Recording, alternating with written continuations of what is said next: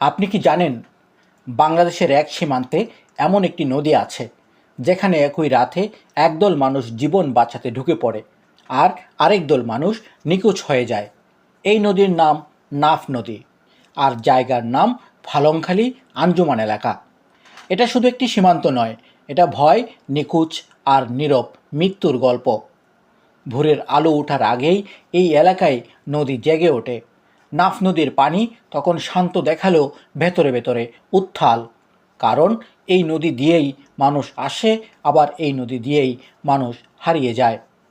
এই আঞ্জুমান এলাকা থেকেই বহুবার বাংলাদেশি জেলেদের ধরে নিয়ে গেছে আরাকান আর্মির সদস্যরা। জেলেরা জানে এখানে মাছ ধরতে নামা মানে জীবনের ঝুঁকি নেওয়া, তবুও নামতে হয়, কারণ মাছ না ধরলে ঘরে হাঁড়ি চড়ে না। ছোট নৌকা, পুরনো ইঞ্জিন, নদীর মাঝখানে কোনো দাগ নেই, কোনো চিহ্ন নেই। কোথায় বাংলাদেশ শেষ, কোথায় মিয়ানমার শুরু, তা শুধু কাগজে লেখা।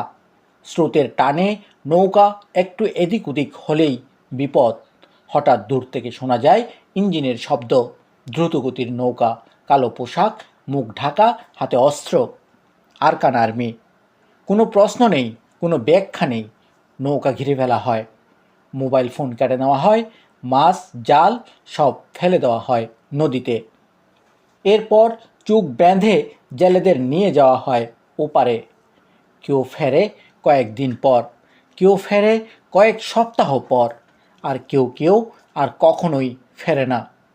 যারা ফেরে তারা কথা বলতে চায় না, চোখে শুধু ভয়, শরীরে আঘাতের দাগ। এই একই নদীর আরেক গল্প আছে। রাত নামলেই পাহাড়ের দিক থেকে নেমে আসে মানুষ, নারী, শিশু, বৃদ্ধ। কেউ কুলে বাচ্চা নিয়ে, কেউ খালি হাতে। ওরা আসে আরাকান রাজ্য থেকে।